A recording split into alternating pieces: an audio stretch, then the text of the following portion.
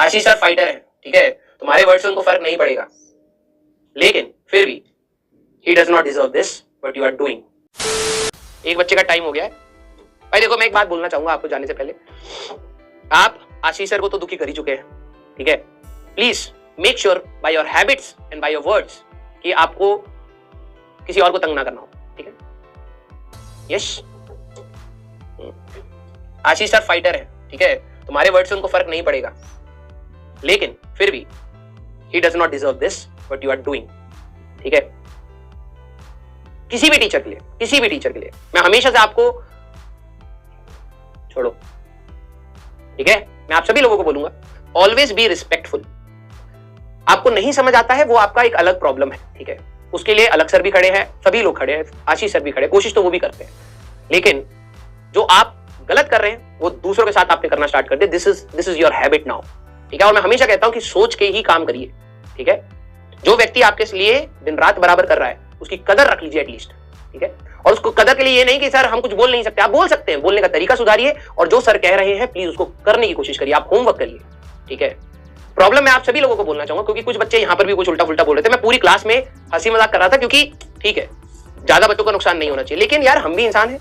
आप सभी लोगों को मैं बोलूंगा, ठीक है, Ashish sir and Sachin sir both are perfect, ठीक है। अब बात वही है, ठीक है, सेंसिबल बंदा आप बन के पढ़ाई करें, ठीक है, सेंसिबल बंदा बन के आप पढ़ाई करें, आपका उसी में ही बेनिफिट है, राइट। मैं सब कुछ देख रहा हूं, और जो बच्चे ये सब काम कर रहे हैं बेटा, आपको कुछ नहीं होगा, ठीक है। हार्ड वर्ड है लेकिन रियल वर्ड है, दिल से रहे, ठीक है, दिल से। सच बात यह है कि आपकी कामचोरी, आपके पेशेंस ना होने की जो दिक्कत है, ठीक है, वो आपने अपने लिए प्रॉब्लम बना दी है बहुत बड़ी, ठीक है। अब उस प्रॉब्लम का जब सोल्यूशन की बात आती है तो वो आप अपने अंदर झांकना ही नहीं चाहते, ठीक है।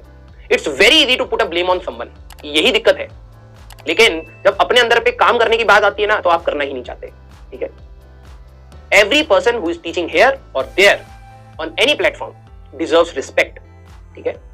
हम लोग काम कर रहे हैं, हम लोग को सैलरी मिलती है, मैं हमेशा से कहता हूं ये कोई छुपी हुई बात नहीं है, ठीक है, बट वी डिजर्व रिस्पेक्ट, क्योंकि हम लोग एजुकेशन का काम कर रहे हैं, आपको सिखा रहे हैं, आपकी लाइफ बनाने की बात कर रहे हैं, ठीक है।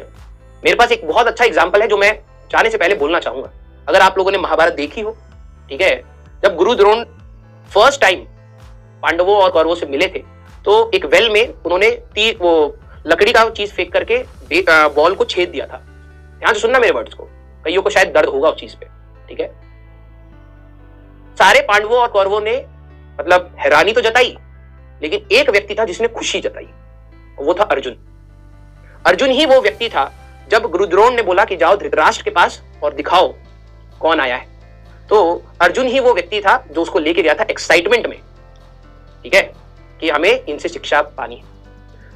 आपको कभी सोचना पड़े तो ये चीज जरूर सोचिएगा कि गुरु द्रोण ने अपने पुत्र कौरवों और पांडवों को सबको सामान्य रूप से ज्ञान दिया था, ठीक है, लेकिन कुछ ही कौरव नहीं ले पाए, ग्रहण नहीं कर पाए उस इंफॉर्मेशन को। रीजन पता है क्यों? क्योंकि जब तक आपके अंदर एज अ स्टूडेंट एक एक्सेप्टेंस ना हो कि वो गुरु है, दूसरी बात, और एक्सेप्टेंस ना हो कि वो इंफॉर्मेशन आपको चाहिए, आपको उस पर मेहनत करनी पड़ेगी, ठीक है, तब तक आप उसको ग्रहण ही नहीं करते। आपको अपना समर्पित, ये कहते हैं ना, समर्पित करना पड़ेगा अपने टीचर को उस ड्यूरेशन में।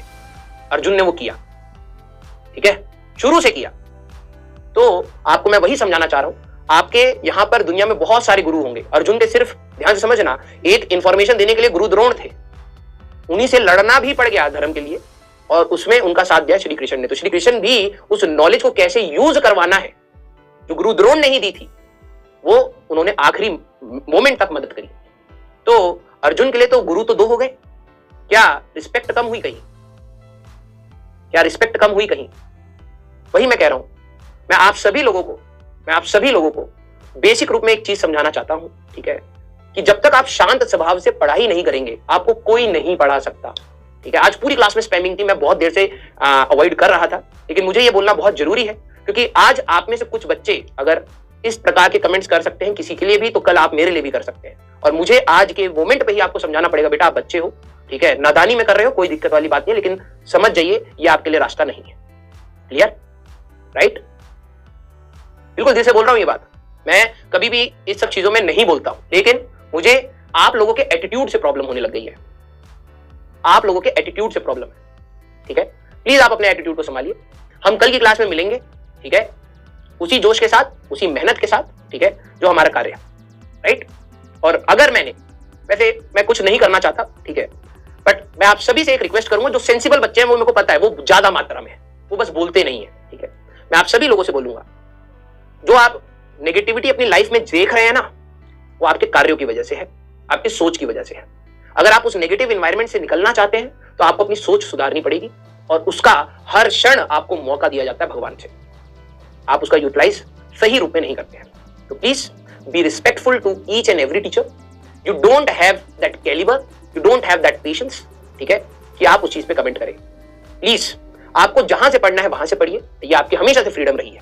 किसी ने रोक के, किसी ने आपकी सर पकड़ के किसी किताब पे नहीं लगाया है। But we deserve respect. Each and everyone, each and every teacher on each and every platform deserve respect. और ऑनलाइन वर्ल्ड में दिक्कत यह है कि जो आपको फ्रीडम ऑफ स्पीच लगती है ना, वो किसी के लिए अब्यूज बन जाती है, आपको पता भी नहीं चलता है। आप इतने छोटे हैं, ठीक है? तो please be responsible for it. Clear? Yes.